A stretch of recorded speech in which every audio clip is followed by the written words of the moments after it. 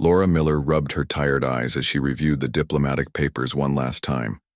The small room aboard the Earthship Horizon had become her second home over the past 3 weeks. Outside the strong window, the huge alien ship loomed, its crystal-like surfaces bending starlight in beautiful patterns. 5 minutes until they arrive, Ambassador, said Commander Paul Johnson, his weathered face showing a hint of worry. Laura nodded. Thank you, Commander. Let's hope all our work pays off. Humans had been part of the Galactic Confederation for less than a year. They were the newest and most basic species by several hundred years. The Zaltirians, one of the founding species of the Confederation, had asked for this meeting with human representatives. Their request was unusual. They normally only talked with the highest leaders of the Confederation. Do you think they asked for humans because they see us as easy targets? Laura asked. Commander Johnson shrugged. Our information suggests the Zaltirians respect strength above all else. Maybe they want to test us. The ship's computer spoke. Zaltirian shuttle docking process started. Laura straightened her formal uniform and took a deep breath. As Earth's main ambassador to the stars, she carried the weight of humanity's future on her shoulders. The Confederation's protection was vital for Earth's safety, but the politics among the older races was dangerous. Commander Johnson checked his computer link. Latest updates from Confederation intelligence suggest the Zaltirians may want to propose a separate alliance with Earth. Outside the Confederation framework? Laura asked. Possibly, which would break at least 3 major treaties. Laura frowned. So either we say no and risk making one of the most powerful races in the galaxy angry, or we say yes and upset the entire Confederation. Looks that way, Johnson said with a grim smile. Just another day representing humanity. The docking. Bay doors opened and the Zaltirian group emerged. Their tall, slim forms moved with strange grace, their hard outer shells gleaming under the ship's lights. The lead Zaltirian, decorated with complex symbolic patterns that showed their high rank, approached with 4 eyes fixed intently on Laura. Ambassador Miller. The translator turned the Zaltirian's complex sounds into English. I am High Envoy Zalith. We look forward to finding out if humans are truly as interesting as rumors suggest. Laura smiled politely. High Envoy, welcome, aboard the Horizon. I hope our talks will be helpful for both our peoples. What the Zaltirians didn't know was that Laura had spent 20 years as a professional card player before becoming a diplomat. Reading beings, even alien ones, was her specialty, and she could already tell this would be much more than a simple diplomatic meeting. For the next 8 hours, Laura guided the Zaltirians through the ship, showing them Earth culture and technology. The aliens seemed most interested in human art and music, spending a long time in the Cultural Exchange Center. Your species creates so much variety, Zalith noted. Most races develop a few dominant art forms. Humans seem to create endlessly. Creativity is highly valued in our culture, Laura explained. We believe in personal expression. Yet you also build weapons, another Zaltirian named Krell observed, looking at a display showing Earth's defensive systems. Laura nodded. We hope for peace, but prepare for its failure. Earth has a long history of conflicts. Unusual, Zalith said. Most species either focus on war or peace. Your kind tries to balance both. As they entered the ship's garden area, designed to showcase plants from Earth, Laura noticed the Zaltirians growing more relaxed. Their rigid postures softened slightly as they examined the diverse plant life. These evolved on your world? Zalith asked, touching a rose petal with a careful claw. Yes, Laura said. Earth has millions of plant and animal species. Remarkable biodiversity, Zalith commented. Our homeworld is mostly uniform by comparison. When they reached the dining area, the ship's chefs had prepared food safe for Zaltirian biology. Laura watched carefully as the aliens sampled Earth. Cuisine modified to their needs. The flavors are intense, Zalith said after tasting a dish. Your species values strong sensory experiences. We do, Laura agreed. Our senses help define our existence. Later, in the conference room, the real talks began. Commander Johnson and 2 other human officials joined Laura at the table. 4 Zaltirians sat opposite them. "Let us speak plainly," Zaleth began. "The Confederation faces challenges. Old ways of thinking have created stagnation." Laura kept her face neutral. "Every organization faces such issues eventually. What does this have to do with Earth? We have watched your species. Despite your technological limitations, you solve problems in ways we find unexpected." Laura exchanged glances with Commander Johnson. This was not the conversation they had prepared for. "The Confederation Council is divided," Zaleth continued. "Some believe newer species should remain in lesser positions until they have proven themselves over centuries. Others, like the Zaltirians, see value in fresh perspectives." Now Laura understood. This wasn't about Earth specifically. It was about Confederation politics. The Zaltirians were looking for allies in some internal power struggle. "What exactly are you proposing?" Laura asked directly. Zaleth's 4 eyes blinked in sequence. "We wish to create a series of challenges, tests to demonstrate human problem-solving abilities to the Confederation Council." "Tests?" Commander Johnson asked with obvious suspicion. "What kind of tests?" "Scenarios requiring judgment, creativity, and decisive action," Zaleth explained. "If humans perform well, it would strengthen the position of those who advocate for greater inclusion of newer species in Confederation leadership." Laura considered this carefully. "And if we refuse?" "Then nothing changes. Earth remains a protected but powerless member of the Confederation, with little voice in decisions that affect your future." The stakes were clear now. This was an opportunity to advance Earth's position, but also a risk. The wrong move could harm humanity's standing. "I will need to consult with my government," Laura said. "Of course." Zaleth stood. "We will remain in orbit for 3 days while you consider our proposal." After the Zaltirians returned to their ship, Laura called an emergency meeting with her team. "They're using us," Commander Johnson said bluntly. "We're pawns in their political game." "Maybe," Laura replied. "But pawns can become queens if they reach the other side of the board. This could be our chance to gain real influence." Dr. Susan Garcia, the team's xenopsychologist, spoke up. "The Zaltirians are testing us even now. How we respond to this offer is itself a test of human judgment." Laura walked to the viewport, looking at the massive alien ship. In its gleaming surface, she could see the reflection of the smaller human vessel. The size difference matched their positions in the galactic order. "Send a message to Earth," she decided. "Tell them I recommend accepting the challenge. It's time to show the galaxy what humans can do." As the message was sent, Laura wondered what tests the Zaltirians had planned. Whatever they were, humanity's future among the stars would depend on how well she performed. The real game was just beginning. 2 days passed since Laura agreed to the Zaltirian challenge.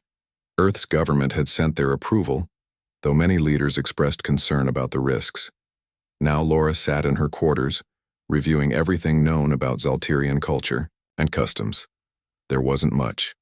A knock at her door interrupted her study. "Come in," she called. Commander Johnson entered, holding a data tablet. "Ambassador, we've received a private message from High Envoy Zaleth. It's for you only." Laura took the tablet with a frown. "That's strange. All messages were supposed to go through official channels." "The Zaltirians don't seem to care much about following rules," Johnson remarked. Laura read the message, her expression growing more serious as she read. "Well?" Johnson asked. "They're inviting me to something called the Tzalik Challenge. According to this, it's a test of judgment and decision-making. They say it's a great honor to be invited." Johnson looked worried. "We have very little information about Zaltirian customs. This could be anything from a simple game to a dangerous trial." Laura put the tablet down. "The message says my participation would greatly improve the chance of an alliance that would help Earth." "Sounds like they're pressuring you," Johnson said. "Maybe." Laura stood and walked around the small room. "But refusing could make them think we are weak or afraid. The Zaltirians have made it clear they value courage and quick decisions. Johnson crossed his arms. I don't like it. At least let me send security guards with you. The invitation clearly states I must come alone. Laura's face showed she had made up her mind. I'm going, Commander. But I want you to track everything. If you lose contact with me for more than 30 minutes, send a rescue team. Yes, ma'am. Johnson clearly didn't like the plan, but knew better than to argue more. Just be careful. The Zaltirians evolved as top predators. Their idea of a friendly challenge might be very different from ours. Laura nodded seriously. That's exactly what I'm counting on. 6 hours later, Laura stepped onto the Zaltirian ship alone. The air was thicker than Earth's, with a smell like cinnamon mixed with something electric. High Envoy Zaleth greeted her in person. Ambassador Miller, we are pleased you accepted. Few representatives from newer species have shown such courage. I'm honored by the invitation, Laura replied carefully. Though I admit I'm curious about this challenge. Zaleth's eye membranes flickered, the Zaltirian way of showing amusement. The Tzalik challenge is simple to explain, difficult to complete. You will face a series of decisions. Your choices will tell us much about human reasoning and values. And what's at stake? Laura asked directly. Much, Ambassador, as it must be for any true test of character. The alien gestured toward a decorated doorway. Shall we begin? Laura followed, keeping her heartbeat steady despite the danger. Whatever game the Zaltirians were playing, she was determined to win. The room Laura entered was round, with 7 identical doors spaced evenly around it. The walls were covered in moving, glowing patterns that seemed almost alive. In the center stood a crystal stand. 5 other aliens of different species were already there, each standing before a different door. Laura recognized representatives from the Auralians, the Vec Collective, and the Meridian Union, all relatively new members of the Confederation like humanity. The other 2 species were unknown to her. High Envoy Zaleth took position at the EO central stand. The 6 of you represent the newest additions to the Galactic Confederation. You have been chosen to participate in the Tzalik Challenge, a tradition dating back to when our interstellar community began. The stand glowed, showing a floating image of what looked like a star system. This is a simulation of a crisis, Zaleth continued. A wandering neutron star is on a collision course with this inhabited system. Each of you controls resources enough to evacuate 1 planet. There are 6 inhabited worlds, with different population sizes and development levels. The image expanded, showing details of each planet. You must each choose which world to save. You may work together or compete as you wish. You have 1 hour to make your decisions. Choose wisely. With that, Zaleth stepped back, clearly planning to watch without further input. Laura studied the floating planets carefully. The populations ranged from a few million to several billion. Some were highly advanced, others more primitive. One was listed as a prison colony. The Auralian representative, a jelly-like being named Glix, made bubbling sounds that translated as, "The logical choice is to save the most lives possible. I will evacuate the most populated world." The Vec representative, a hive mind in a mechanical body, countered, "Efficiency requires preserving the most advanced civilization, which would contribute most to galactic progress." Laura remained silent, analyzing not just the scenario but the game behind the game. This wasn't just about making the right choice, it was about showing how humans think and what they value. The Zaltirians were testing her species through her decisions. The representatives began negotiating, forming alliances and making promises. Some became aggressive, threatening to block others' evacuation efforts. The discussion grew heated. Laura finally spoke up. "I notice none of you have questioned the rules of this challenge." The other representatives fell silent. "We're told we each have resources to evacuate 1 planet," Laura continued. "But we're not told those resources can't be combined or used more efficiently." She stepped forward, manipulating the floating image. "If we coordinate our evacuation fleets and prioritize correctly, we can save significant portions of all 6 worlds. Not everyone, but far more than just 6 isolated planets. The Vec collective vibrated with what might have been surprise. Your solution rejects the basic constraint of the exercise. No, Laura countered. It rejects the assumption that we must compete rather than cooperate fully. The challenge never stated we couldn't find a better solution than the obvious one. She turned to face Zaleth directly. Unless, of course, the real test is whether we're willing to question the limits set by those in power. For a moment, the room was completely silent. Then, to Laura's surprise, Zaleth's hard outer shell began to emit a soft, ringing tone, the Zaltirian expression of approval. Fascinating, the High Envoy said. Most species accept the scenario as presented, never questioning whether the apparent limitations are real or artificial. The floating image changed, displaying a new scenario. Let us continue with the next challenge. Laura smiled. Round 1 to humanity. Over the next several hours, Laura faced 3 more scenarios.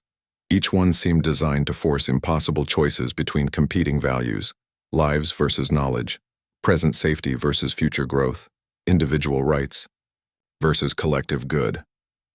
In each case, Laura looked for the hidden options, the solutions that weren't immediately obvious. Sometimes she proposed alliances with other species. Other times she questioned the very premise of the problem.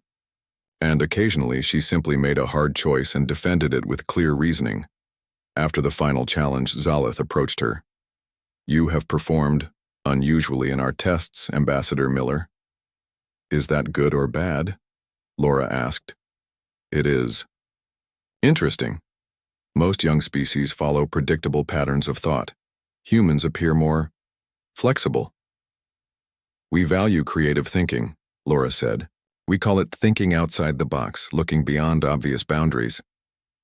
This quality may serve you well in the times ahead, Zaleth said. The Confederation faces challenges that old solutions cannot address. Laura studied the alien carefully. So this wasn't just about testing Earth for your political game, was it? You're genuinely looking for something specific. Perceptive, Ambassador. Zaleth's 4 eyes blinked in sequence. The tests are complete for today. Tomorrow, if you are willing, we would like to discuss a matter of great importance, one that could change humanity's place in the galaxy. Laura nodded. I'll be here. As she prepared to return to the horizon, Laura knew she had passed some important threshold. The real purpose of the Zaltirian interest in humanity was still hidden, but she was getting closer to the truth. And whatever that truth was, Laura suspected it would be both an opportunity and a danger for Earth and all humankind. Laura returned to the Zaltirian ship the next day.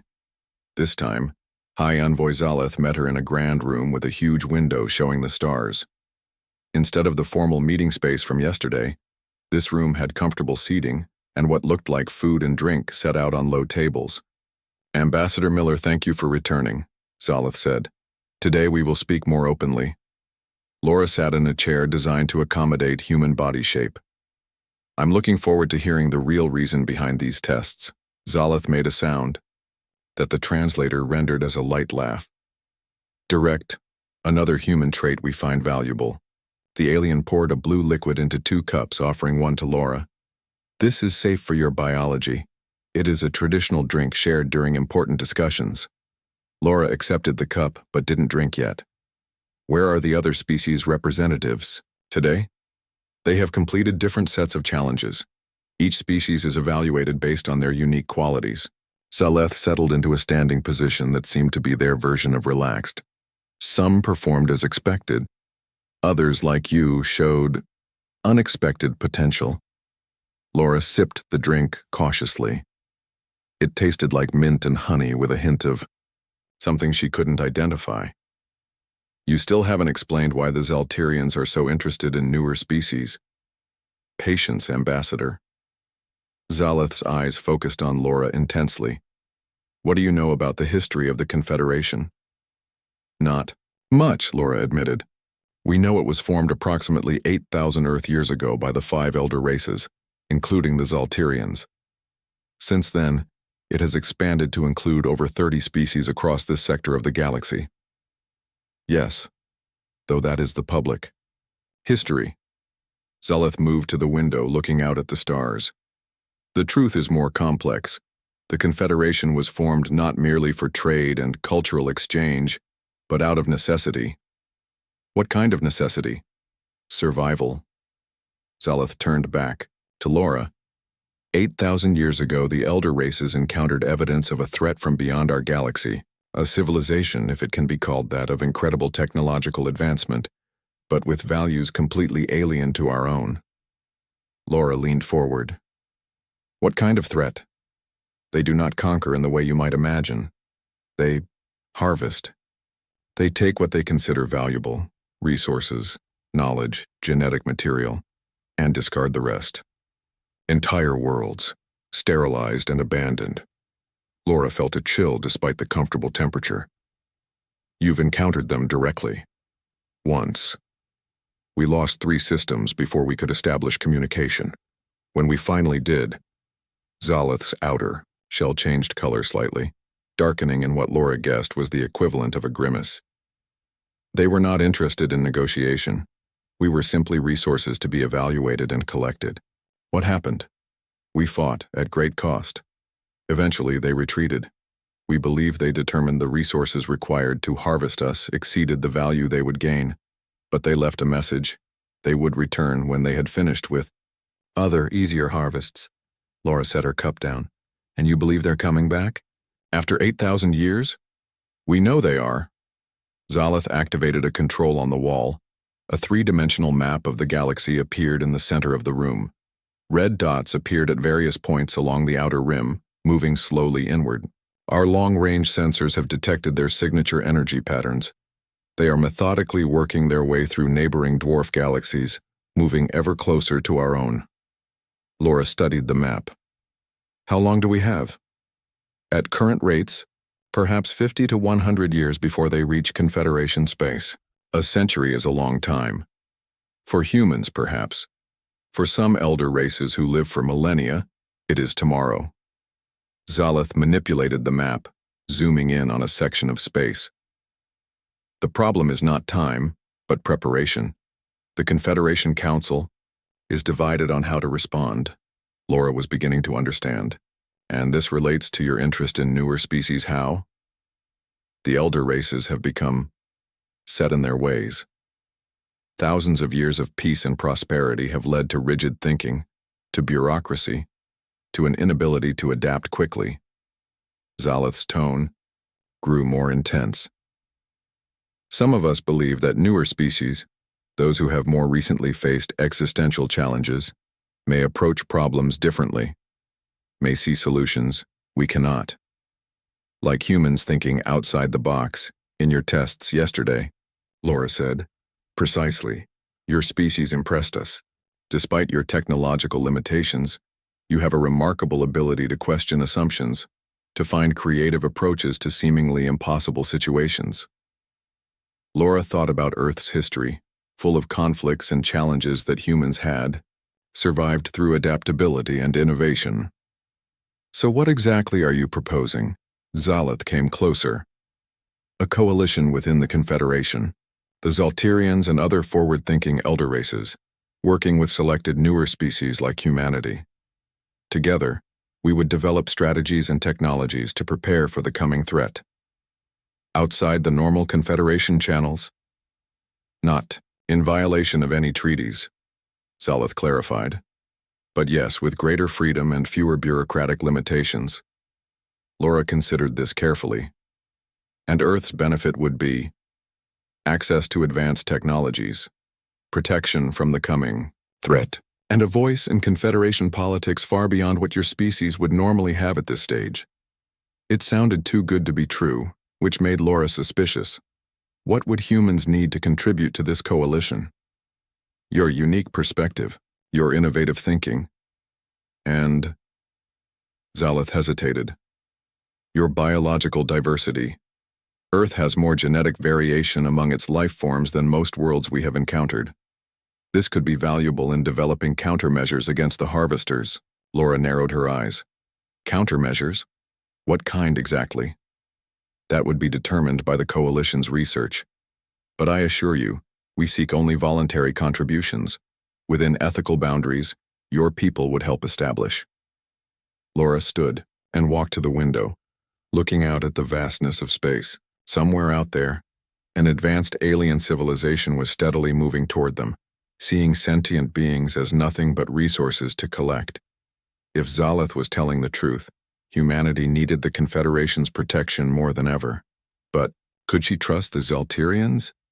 Was this truly about preparing for an external threat? Or was it part of some complex political game among the elder races? I need to report this to my government, Laura said finally. This goes far beyond my authority as ambassador. Of course. Zaleth handed her a small device. This contains all the data we have on the harvesters, including historical records of our previous encounter and current tracking information. Your scientists can verify our claims independently. Laura took the device. Thank you for your honesty. If what you say is true, Earth will certainly want to be part of any effort to protect the galaxy, but we'll need to confirm the facts first. We expected nothing less, Zaleth said. Caution is wise when dealing with claims of this magnitude. Return to your ship. Consult with your leaders. We will await your response. As Laura prepared to leave, Zaleth added one more thing. Ambassador Miller, I must warn you. There are factions within the Confederation who prefer to ignore the coming threat. They might not welcome human involvement in matters they consider beyond your standing. Exercise discretion in who you trust with this information. Laura nodded. I understand. Politics is politics, even on a galactic scale. She left the Zaltirian ship with a head full of troubling new information and a growing sense that humanity had just been drawn into something much bigger than they had ever imagined. Back on the Earthship Horizon, Laura called an emergency meeting with her team. Commander Johnson, Dr. Susan Garcia, and Chief Science Officer Dr. Peter Williams gathered in the secure conference room. The small device Zaleth had given her sat in the center of the table. This is highly classified, Laura began. What I'm about to share stays in this room until we receive further instructions from Earth. She recounted her conversation with Zaleth, explaining about the harvesters and the Zaltirian proposal for a coalition. Dr. Williams examined the alien device cautiously. May I? Laura nodded. We need to verify if their claims are true. The scientists connected the device to their systems through a secure, isolated network. Data began flowing onto the screens around the room. Star charts, energy readings, historical sale, records, and what appeared to be video footage of an ancient battle. This will take time to analyze properly, Dr. Williams said, but at first glance this appears to be genuine scientific data. Dr. Garcia, who specialized in alien psychology, looked troubled. Even if the data is real, we need to consider the Zaltirians' motives carefully. Why tell us this now? Why not wait until Earth was more established in the Confederation?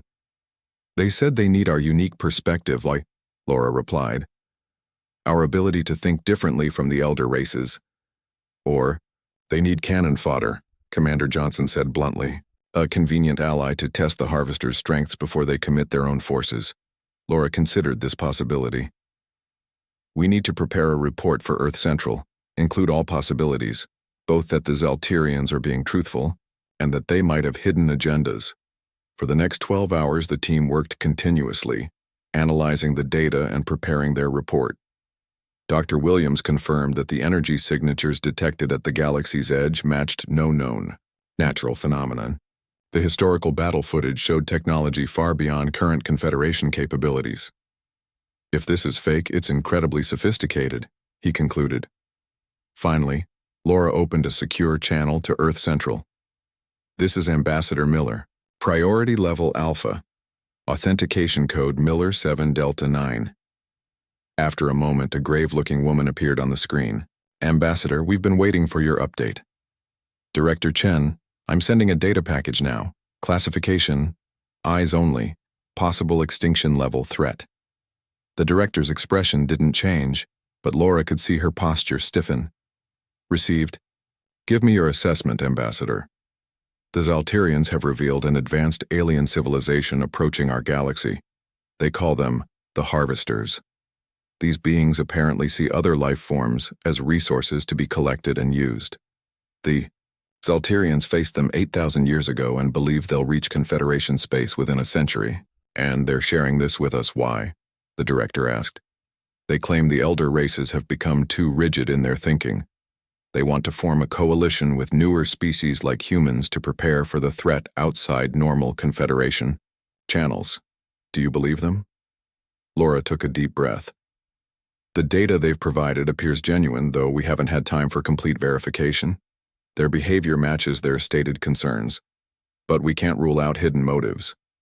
Director, Chen nodded. Understood. We'll analyze this data thoroughly. In the meantime, you're authorized to continue discussions with the Zaltirians, but make no commitments without approval. We need more information. Yes, Director. And Ambassador, Chen added, be careful. If this threat is real, the stakes are higher than we ever imagined. The communication ended and Laura turned to her team. We continue as planned. Dr. Williams, keep analyzing that data. Commander Johnson, review our security protocols. I want to know if we're being monitored by anyone. Dr. Garcia, I need a deeper profile on Zaltirian psychology and culture, anything that might help us understand their true motives. As the team dispersed, Laura remained alone in the conference room, staring at the star map showing the Harvester's approach. Humanity had only recently discovered they weren't alone in the universe. Now they were facing a threat that could end all life as they knew it. The next morning, Laura received an unexpected message. The Confederation High Council was calling an emergency session, and Earth's ambassador was invited to attend. This was unprecedented. Normally, newer species weren't allowed in High Council meetings for at least a decade after joining. The Zaltirians must have made their move, Commander Johnson said when Laura told him. Or someone discovered their plans and is forcing the issue, Laura suggested. Either way, this changes things. What's your plan?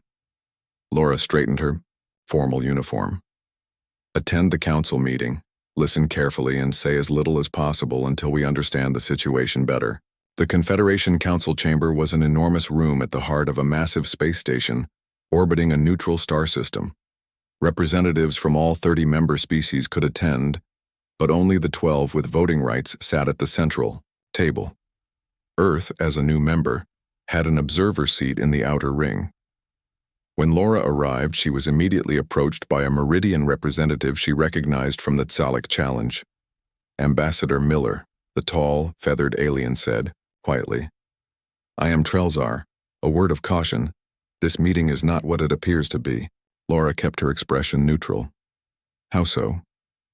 The council is divided. What you hear today will be carefully crafted to influence newer members. Trust nothing without verification. Before Laura could ask more questions, the chamber doors sealed, and the council session began. The Confederation president, a Draylen elder with silver skin, called for order. This emergency session has been called to address disturbing reports of unauthorized diplomatic activities. The president announced, it has come to our attention that certain members have been sharing classified information with newer species in violation of Protocol 7B. All eyes turned to the Zaltirian delegation. High Envoy Zalith stood calmly. We have shared only what all members have a right to know, Zalith stated. The approach of the Harvesters is not a secret to be hidden, but a threat all must prepare for. Murmurs spread through the chamber. Laura realized many representatives seemed confused or surprised. Apparently, knowledge of the Harvesters was not as widespread as Zalith had implied. The president's voice cut through the noise. The existence of the Harvesters remains a Level 9 classification. Sharing such information without council approval is a serious breach of our laws. Laws designed to keep newer species controlled and ignorant, Zalith countered. The Harvesters will not respect our political boundaries. All species in their path face the same threat. As the debate grew heated, Laura studied the room carefully. Some elder races seemed angry at the Zaltirians. Others appeared to support them. The newer species representatives, like herself, watched with growing concern. Laura realized she was witnessing a pivotal moment in Confederation history, and Earth was somehow at the center of it. Whatever happened next would shape humanity's place among the stars for generations to come. The council debate continued for hours. Different elder races argued about rules, protocols, and the proper way to handle the harvester threat. Laura watched carefully, noting which species supported the Zaltirians and which opposed them. It became clear that the Confederation was deeply divided. Finally, the Drayland president called for order. This matter requires further discussion among the voting members. All observer representatives will now be excused. Laura and the other newer species representatives were politely but firmly asked to leave the chamber. In the hallway outside, several representatives gathered in small groups talking quietly. The VEC Collective representative approached Laura. "Ambassador Miller, the humans are at the center of this conflict." "So it seems," Laura replied cautiously. "Though we didn't ask to be. Few ask for importance, it finds them nonetheless." The VEC's mechanical body hummed softly. "We have analyzed the situation. The division in the council existed long before this crisis. The harvesters merely forced it into the open." Laura nodded. "Political divisions usually run deeper than their visible expressions." "Indeed." The VEC moved closer. "Our collective has decided to support the Zaltirian position. We believe all species must prepare for the harvester threat, regardless of their status in the Confederation." "And what is your collective asking from Earth?" Laura asked directly. "Nothing yet, but alliances may soon become necessary. When they do, remember who stood with you early." Before Laura could respond, a council aide approached. "Ambassador Miller, your presence is requested in meeting room 7. Laura followed the aide through the station's curved corridors. In room 7, High Envoy Zaleth waited with 2 other aliens Laura didn't recognize. "Ambassador Miller," Zaleth said, "the situation has developed more quickly than anticipated. The council is deadlocked. Half wish to continue the policy of limited information and centralized preparation. The other half support more open sharing and collaborative defense planning." "Where does that leave Earth?" Laura asked. One of the unknown aliens, a small being with iridescent skin, spoke. "It leaves all newer species in danger. I am Council, member Trix of the Lorani. Like the Zaltirians, we believe the old approach will fail against the harvesters." The third alien, tall with 4 arms, introduced himself as Representative Kodo of the Hinth Imperium. "We have formed a coalition of 10 species who support a new approach. We want Earth to join us." Laura kept her face neutral. "What exactly would joining your coalition mean for my planet?" "3 things," Zaleth explained. "First, shared access to all information about the harvesters, including historical records and current tracking data. Second, participation in a joint research program to develop new technologies and strategies. Third, mutual defense commitments specifically focused on the harvester threat." "And the cost?" Laura asked. "Earth would contribute its scientific expertise, its unique biological diversity for study, and its military resources to the common defense when the time comes." Laura thought carefully. "This coalition, would it operate within Confederation law?" Trix made a sound like gentle bells. "We will follow the spirit of the Confederation Charter, if not every restrictive regulation the bureaucracy has added, over millennia." "In other words," Laura said, "you're forming a separate power block within the Confederation." "Call it what you will," Kodo replied. "The important thing is survival. The old approach has left us unprepared despite 8,000 years of warning." Laura knew she was walking into dangerous political territory. "I cannot commit Earth without proper authorization. I must consult with my government." "Of course," Zaleth said. "But time is short. The council deadlock will not last. If the conservative faction regains control, they may restrict communication with newer species even further." "How long do I have?" "The council will reconvene in 24 hours, Zaleth said.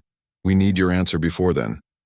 Laura returned to the horizon immediately. She called an emergency communication with Earth Central, explaining the coalition offer and the political division within the Confederation. Director Chen's face was grave on the screen. "Our analysts have verified the harvester data. The threat appears genuine. But this coalition could put Earth in a difficult position with other Confederation members. If we refuse," Laura pointed out, We may lose access to critical information and technology we need to prepare. True. The director was silent for a moment. The President and Security Council have discussed this possibility. Your new orders are as follows. Join the coalition, but with conditions. Laura listened carefully as the director outlined Earth's terms. When the communication ended, she felt the weight of humanity's future on her shoulders. The decisions made today would affect Earth for generations to come.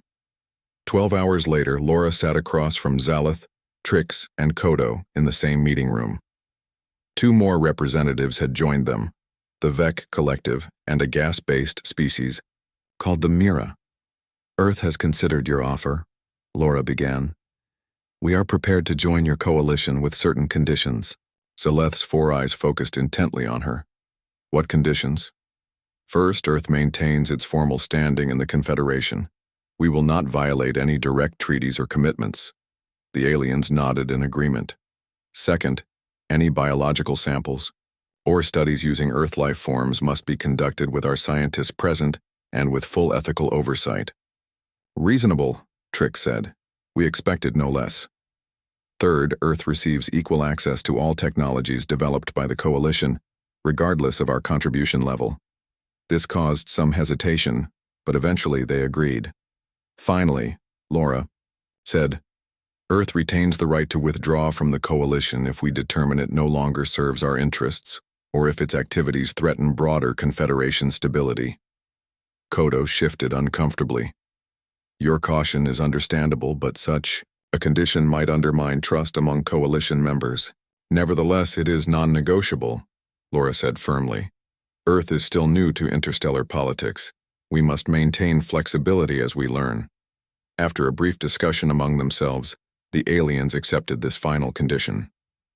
Then we are in agreement, Zalith said. Earth joins the Coalition of Mutual Defense against the Harvester threat. Laura signed the formal agreement using her diplomatic authorization codes. As she did, she realized humanity had just taken its first independent step in galactic politics, not as a junior member following the elder races, but as an equal partner shaping its own path among the stars. When Laura returned to the horizon, Commander Johnson was waiting. How did it go? We're in, Laura said. For better or worse, Earth is now part of a coalition that half the Confederation considers controversial at best, rebellious at worst. Dangerous times, Johnson commented. Do you think we made the right choice? Laura looked out the viewport at the stars. Somewhere out there, the harvesters were moving closer, uncaring about the political complications they had caused. I think we made the only choice we could, she said. The real test will be what we do next. She activated the ship's communication system. Prepare a message to Earth Central. Tell them Coalition membership is confirmed and we're ready to begin the next phase. Operation New Horizon. As the message was sent, Laura knew this was just the beginning. Humanity's greatest challenge, and perhaps its greatest opportunity, lay ahead. The Harvester threat had forced them into the galactic political arena far sooner than anyone expected. Now they would have to prove they belonged there.